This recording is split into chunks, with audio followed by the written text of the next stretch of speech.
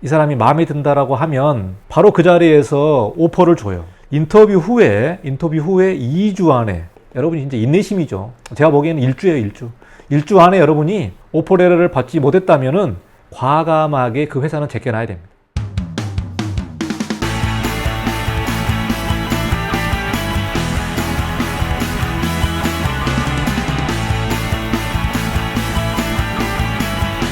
안녕하십니까, 이관용입니다. 지난 시간까지 어느 도시로 취업을 하는지 좀 쭉 설명을 드렸습니다. 우리가 본격적으로 취업을 하기 위해서는 이제 인터뷰를 가야 되는데요. 오늘은 잡 인터뷰에 관련된 내용으로 여러분에게 좀 안내를 좀 해보도록 하겠습니다.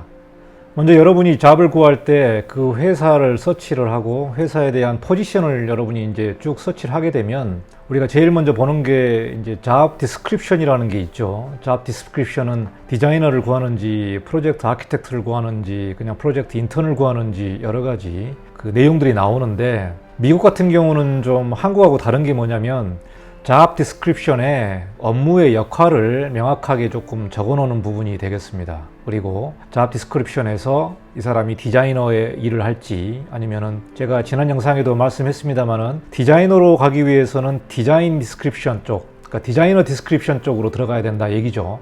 그러니까 프로젝트 아키텍트로 들어가서 디자이너로 이직을 하기에는 쉽지가 않다. 여러분이 이거를 좀 잘 아시고, 먼저 잡 인터뷰 하기 전에 잡 포지션이 디자이너인지를 먼저 여러분이 잘 생각을 하셔야 될 것 같아요.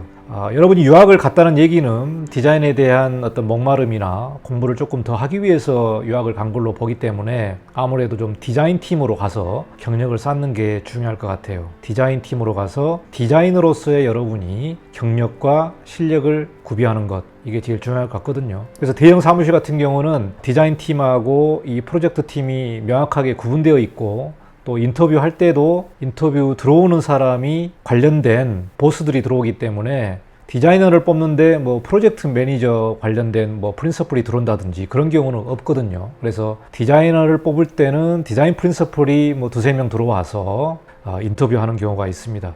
대형 사무실일 경우에도 이렇게 그 CEO 레벨들이 디자이너와 뭐 프로젝트 아키텍트와 마케팅과 또 CEO 이렇게 관련된 부분들이 쭉 나눠져 있기 때문에 통상적으로 이제 디자이너를 뽑는다면은 디자인 관련된 CEO가 들어와서 인터뷰하는 경우가 있다. 그래서 여러분 이거를 좀 잘 참조하시고, 그러면 우리가 본격적으로 인터뷰 갈 때 어떤 거를 준비를 해야 되고 또 어떻게 가야 될지 한번 좀 얘기를 해보도록 하겠습니다. 현재 뭐 코로나 때문에 사정이 상당히 안 좋을 걸로 예상을 합니다.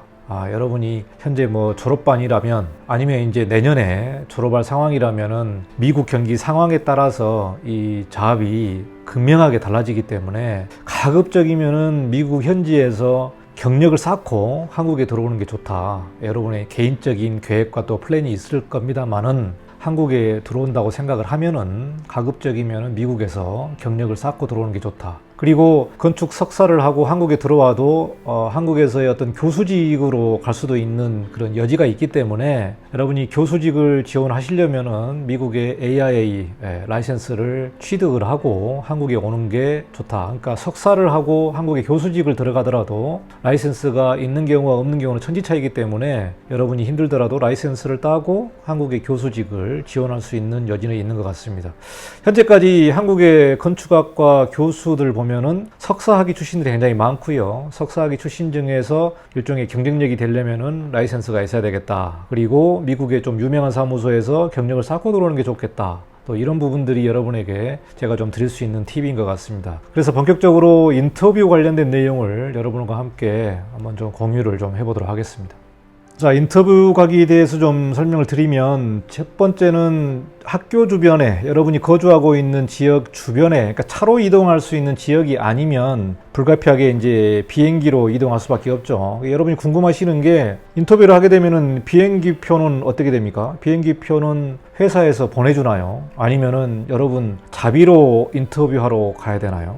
이거 여러분 아마 궁금해 하실 거예요. 아마 제가 알기로는 비행기 표까지 보내줄 정도면 회사에서 여러분한테 상당한 관심이 있는 그런 사인이라고 보시면 될 것 같아요. 비행기 표가 사실 뭐 왕복하게 되면은 그렇게 뭐 큰 비용은 아닐 수도 있죠. 그런데 비행기 표까지 보내주면서 인터뷰 와라 라고 얘기할 정도면 상당한 관심이 있는 걸로 저는 생각이 듭니다. 통상적으로는 비행기 표를 보내주지는 않죠. 왜 그러냐면은 요즘 같은 불경기 상황에서는 잡을 구하는 사람들이 많기 때문에 비행기 표까지 보내주면서 인터뷰를 오라고 하는 경우는 없을 것 같습니다.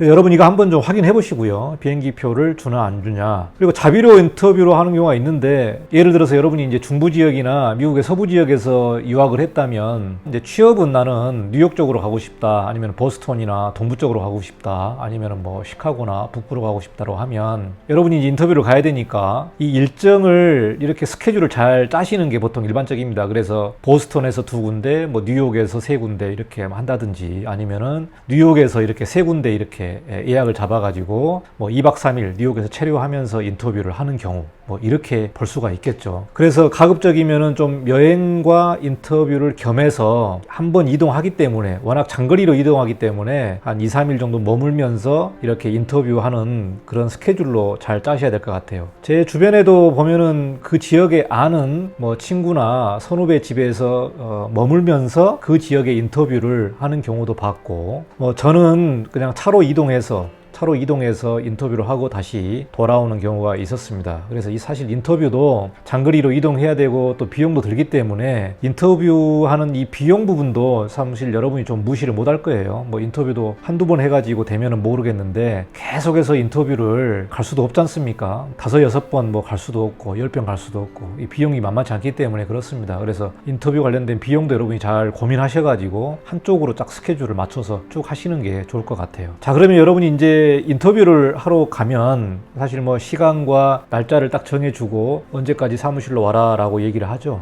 통상적으로 여러분 인터뷰하기 전에 그 회사에 포트폴리오를 PDF 파일로 보내기도 하고, 아니면 이제 출력본을 이제 우편으로 보내서 그쪽에서 한번 검토를 하고 이제 오라고 하는 경우가 있습니다. 그러니까 여러분이 이제 인터뷰할 때 준비해야 될 내용들은, 첫 번째는 포트폴리오에 관련된 내용들을 굉장히 잘 숙지를 해야 된다라는 부분이죠. 그러니까 포트폴리오에 대한 내용을 잘 숙지를 하고, 여러분이 이제 현상 설계를 만약에 입선이나 당선을 했다면은 현상 설계 관련된 내용들을 좀 질문하는 경우가 많습니다. 그래서 현상 설계가 만약에 팀 작업이었다면 팀에서 어떤 역할을 했는지를 명확하게 물어보거든요. 그래서 이 부분은 여러분이 사실 좀 부풀려서 그렇게 설명하시면 안 되고, 구체적으로 자기의 일에 대한 내용들을 명확하게 좀 짚는 게 좋을 것 같아요. 왜 그러냐면 사실 한국에서의 업무하고 미국에서의 업무 환경이 여러분이 좀 다릅니다. 한국에서 직장 생활을 해보신 분들은 미국 생활, 직장 생활을 해보면 좀 잘 알 거예요. 왜 그러냐면 여러분이 디자이너로 들어갔는데 한 달, 2달 일을 해보면 디자인 실력이 아니다.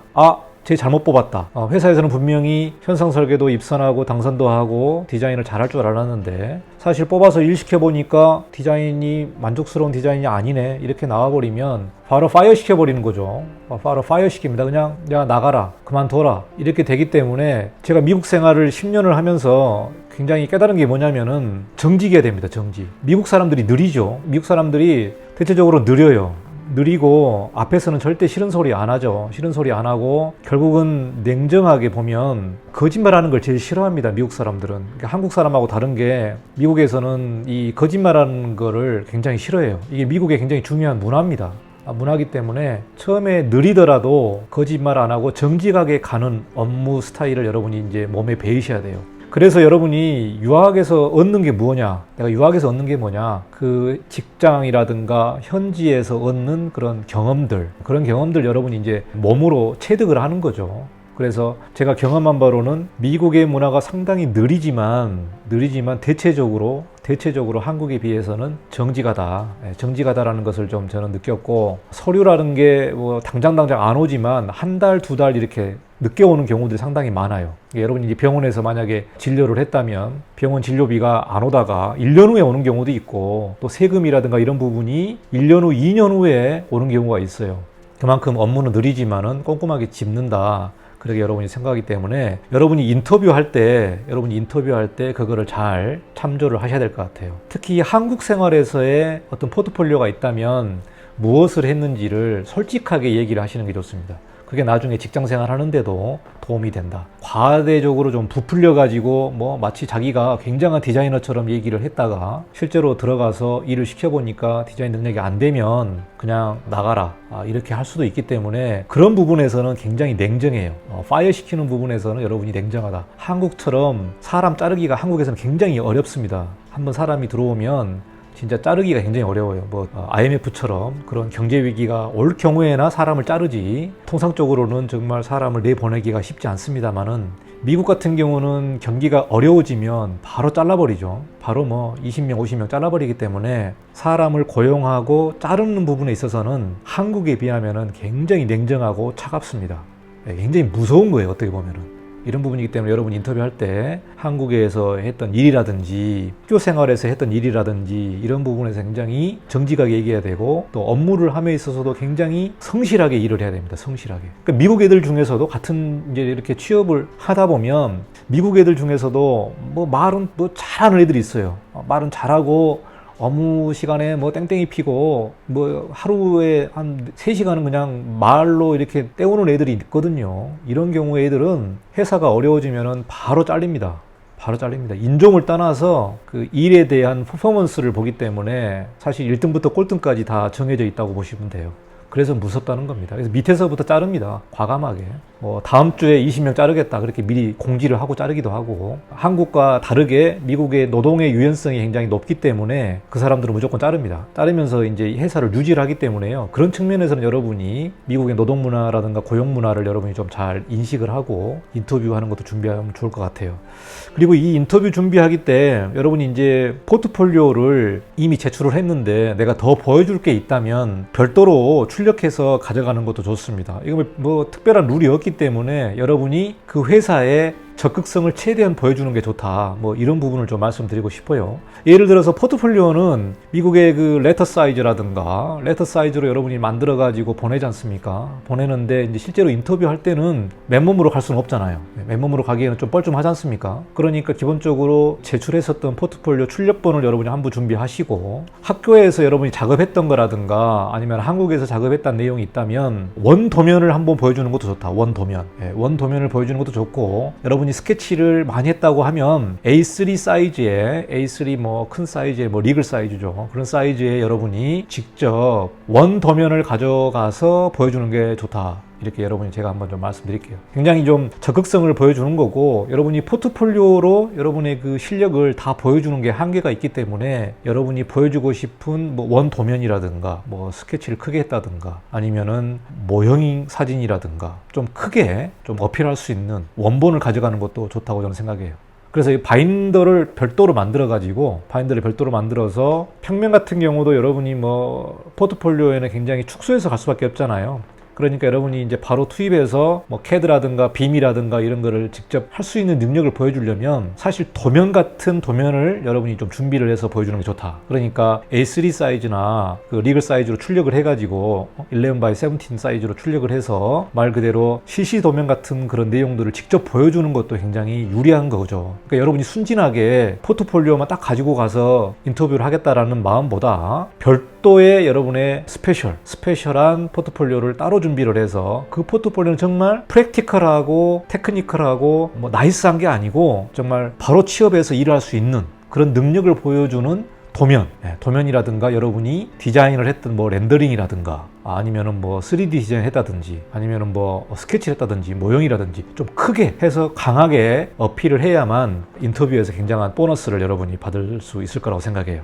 제가 좀 강조하고 싶은 거는 포트폴리오 외에 룰은 없기 때문에 여러분이 별도로 여러분의 능력을 어필할 수 있는 것을 준비하는 것을 제가 좀 추천을 드립니다. 이런 걸 추천해서 꼭 실력으로 보여주고 또 잘 들어가는 것을 좀 보여주고요. 또 한 가지 준비해야 될 게 뭐냐면은 연봉입니다. 연봉. 미국 문화가 참 웃긴 게요. 인터뷰를 하게 되면은 정말 이 사람이 마음에 든다라고 하면 바로 그 자리에서 오퍼를 줘요. 바로 그 자리에서 오퍼를 줍니다. 저 같은 경우는 그랬어요. 바로 그 자리에서 오퍼를 줍니다. 그러니까 준비를 안 하면은 이런 일이 벌어지는 거예요. 그래서 뭐 이 회사에서 인터뷰를 하겠다. 그래서 그냥 아무 생각 없이 갔는데 인터뷰를 진행을 하면서 저 같은 경우는 준비하면서 끝나자마자 얼마 받고 싶냐라고 물어보더라고요. 그러니까 이게 상당히 좀 당황스럽죠. 연봉에 대한 준비를 안 했는데 좀 당황스럽습니다. 왜 그러냐면은 신입사원 같은 경우에, 그러니까 한국에서도 경력도 없고 미국에서도 경력이 없는, 말 그대로 대학원 졸업하고 신입으로 들어갈 경우에는 그 회사에서 정해놓은 연봉에 금액이 있을 수도 있죠. 금액이 있을 수 있는데, 저 같은 경우는 이제 한국에서도 직장 생활을 했고 또 이제 미국에서 졸업하기 전에 또 사무소에서 인턴도 했고 했기 때문에 조금 경력이 돼버린 거죠. 경력이 돼버렸는데, 이런 경우에는 그 미국 회사들도 이 사람에 대해서 연봉에 대한 금액을 책정을 좀 하기가 좀 그렇죠. 한국의 회사 같은 경우는 연봉의 몇 년차 대리 과장급에서 어떤 평균적인 연봉에 대한 기준이 있다고 보면은 미국은 그게 없어요. 미국은 1대1의 딜이기 때문에 이 사람이 똑같은 3년차이더라도 나는 실력이 뛰어나니까 나 연봉 8만 불 주세요. 그러면은 미국 애들이 야, 얘 8만 불 줘야 되나? 아니다. 얘 보니까는 실력이 뛰어난 것 같다. 디자이너 실력이 뛰어나다. 그래서 8만 불 줘도 안 아깝다. 이 사람이 경력이 3년이 문제가 아니고 인터뷰할 때 그 사람의 실력이 8만 불의 실력이면은 8만 불의 연봉을 준다는 거죠. 그러니까 여러분이 이거를 이해하셔야 돼요. 그래서 똑같은 신입이더라도 다 다릅니다. 연봉이. 룰은 없다는 거예요. 그러니까 미국의 딜 문화, 그 사람의 능력에 맞게끔 연봉이 다르다는 것을 여러분이 좀 이해를 하셔야 될 것 같아요. 그러니까 여러분이 그냥 무작정 야 초봉은 뭐 한 3만 5천 불, 4만 불, 4만 5천 불 되지 않을까? 라고 생각을 하고 이렇게 얘기할 수도 있지만, 여러분이 내 정도의 한국에서도 실무 경력이 있고 또 미국에서도 어떤 경력이 있다면 여러분이 내가의 가치, 여러분이 나의 가치를 회사에다가 얘기를 해서 나는 연봉 8만 불 주라, 8만 불 주라 이렇게 얘기할 수도 있죠. 그러면 그쪽에서 뭐 8만 불은 비싸니까 뭐 7만 불에 하자 라고 딜을 할 수도 있거든요. 그래서 그렇게 해서 연봉이 이루어지는데, 사실 모르겠습니다. 뭐 이력서 쓸 때 희망 연봉을 여기다가 쓸 수도 있겠지만은 어쨌든 희망 연봉을 쓰더라도 인터뷰 할 때는 또 그런 돌발적인 상황이 발생할 수 있다. 이렇게 좀 말씀을 드릴게요. 그러니까 저 같은 경우는 인터뷰하러 갔는데 대회의실에 디자인 프린시플하고 인사 담당 사장하고 한 4명이 들어온 것 같아요. 4명이 들어오고 큰 회의 테이블에 저 혼자 이제 있었고, 그래서 이제 인터뷰를 좀 진행을 하면서 저는 그때 원 도면을 제가 가져갔습니다. 뭐 좀 오래됐기 때문에 제가 그 당시 때는 이제 좀 손으로 그린 것들이 많았고, 사실 스케치한 것들 이런 것들을 다 준비를 해서 사실 원 도면을 제가 한번 좀 가서 쫙 펼쳐놓고 제가 한번 보여드렸죠. 그래서 한 대여섯 번 보더니 그만 보자고 하더라고요. 그만 보고 디자이너 능력이 되니까 그냥 그만 보자고 했겠죠. 그만 보고 바로 얘기를 하는 겁니다. 연봉 얼마 받고 싶냐? 연봉이 얼마 받고 싶냐? 그리고 두 번째는 언제부터 일할 수 있느냐. 그래서 미국에서의 여러분이 굉장히 당황스러운 문화 중에 하나가 이 오퍼입니다. 오퍼 문화가 말 그대로 오퍼 레터라고 하죠. 오퍼 레터. 그래서 공식적인 레터를 보내잖아요. 우리 회사는 당신을 굉장히 즐겁게 너를 고용하고자 한다. 그리고 연봉은 얼마다. 그리고 너에 대한 혜택은 이런 것들이다. 라고 쭉 이제 언급된 오퍼 레터를 보내주죠. 오퍼레를 보내줍니다. 이메일로 보내주기도 하고. 그런데 회사에서 저 사람을 뽑고 싶다면 바로 그 자리에서 오퍼레를 준다. 바로 오케이, 당장 너 하이어하겠다. 근데 여러분이 인터뷰를 했는데 그런 얘기가 없어요. 바로 오퍼레를 주겠다, 바로 하이어를 하겠다라는 그런 언급이 없다면 여러분이 거기에 대해서 퀘션 마크를 좀 가져봐야 돼요. 물론 뭐 2, 3일 후에 오퍼레가 올 수도 있죠. 2, 3일 후에 올 수도 있는데요. 여러분이 제가 좀 한 가지 한국 학생들이 제일 실수하는 게 뭐냐면은 인터뷰를 하고 돌아갑니다. 인터뷰를 하고 인터뷰에서는 아주 좋은 얘기를 하죠. 미국 사람들 중에 문화의 특징이 앞에서 절대 싫은 소리 안 합니다. 앞에서 싫은 소리 안 한다. 여러분이 아마 유학생활 하면서 학교에서 스튜디오 때 크리틱을 받을 때 굉장히 직설적으로 얘기하는 경우도 있어요. 어떤 교수들의 특성상 굉장히 그냥 까는 교수도 있거든요. 근데 대부분이 그렇게 까지는 않습니다. 대부분이 까지는 않고 굉장히 나이스하게 얘기하죠. 돌려서. 굳이 뭐 너랑 적을 만들 필요가 있냐. 뭐 그런 생각이기 때문에 여러분이 인터뷰할 때 착각하지 않아야 될 게 뭐냐면요. 만약에 4명이 들어와서 여러분의 포트폴리오를 보면서 굉장히 미사여구를 날립니다. 와, wonderful, your portfolio is pretty good, excellent, good job. 뭐 이런 얘기를 막 하는 거죠. 그러면 이제 인터뷰 받는 사람은 야, 내 뭐 실력이 막 좋구나, 여기 회사 되겠구나, 야, 좋다, 뭐 그렇게 기분이 들떠 있는데 인터뷰 끝나기 전에 오퍼레를 받지 못했다면은 그거는 그냥 미사여구로 갈 가능성이 매우 높다는 겁니다. 그러니까 여러분이 인터뷰 끝나고 집으로 와요. 집으로 와서 일주일을 기다립니다.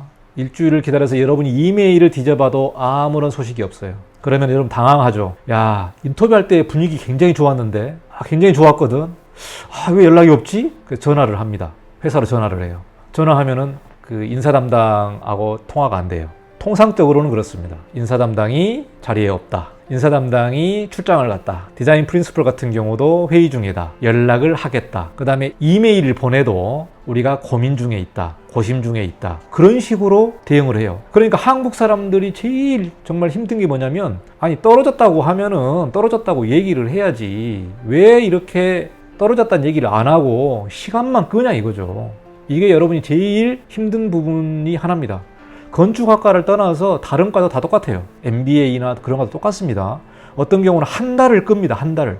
한 달 동안 너 안 됐어. 나 우리 회사에서는 너를 뽑지 않을 거야. 그렇게 결정했거든 하고 레터를 하나 보내주면 좋은데 그게 없어요. 이메일이라도 보내주면 좋죠. 절대 안 보냅니다. 보내주는 데도 있죠. 그냥 뭐 미안하다. 어떤 회사마다 좀 다른데 되게 일반적으로는 그렇다는 얘기예요. 일반적으로. 물론 특수한 경우는 내가 막 빨리 알려주라 라고 얘기를 할 수도 있지만 대부분이 얘기를 안 알려줍니다. 그러니까 이게 한 달, 두 달 가는 거예요. 그러니까 여러분이 여기에 대해서 착각을 하시면 안 돼요. 그래서 여러분이 제가 여러분에게 팁을 드리는 거는 뭐냐면 인터뷰를 하고 2주 안에 결론이 안 나면은요 빨리 포기를 하셔야 됩니다. 2주 안에 결론이 안 나면 포기를 해야 돼요. 그러니까 회사 입장에서는 어떤 얘기냐면 어플라이 한 사람에 대한 거를 책상에 다 넣어놓고 순서별로 넣어놓고 뽑아야 되는데 이 사람이 안 오면 그 다음한테 연락하고 그런 식으로 순차적으로 가기 때문에 절대 너는 안 된다라고 얘기를 안 하고 기다려라라고 얘기를 해요. 어떤 경우는 한 달, 두 달 후에 연락 오는 경우가 있어요.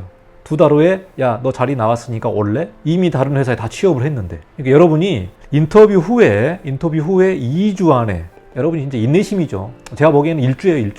일주 안에 여러분이 오퍼레터를 받지 못했다면은 과감하게 그 회사는 제껴놔야 됩니다. 제껴놓고 새롭게 알아보셔야 돼요. 절대 그 회사에 목을 매이시면 안 돼요. 떨어졌구나라고 딱 판단하셔야 됩니다. 그게 한국과 미국의 다른 점이에요. 여러분이 이거를 잘 생각하셔야지 거기 회사에 목매어서 다른 회사에서 오퍼를 받았는데 기다려봐라 뭐 이렇게 하시면 안 돼요. 그러니까 일주 안에 오퍼 결론이 안 나면 과감하게 그 회사는 포기하고 새롭게 알아봐야 된다. 그래서 인터뷰를 5개, 6개 회사를 하고 나서 2주 안에 결론 딱 나는 대로 가야 됩니다. 빨리. 가고 나서 취업을 하고 나서 새롭게 또 경력을 쌓으면서 이직을 할 수 있는 기회가 있기 때문에 첫 번째 여러분은 이런 불경기 상황에서 외국인의 입장으로서 취업하는 게 먼저 중요하다. 제일 먼저 중요한 게 취업이다. 취업.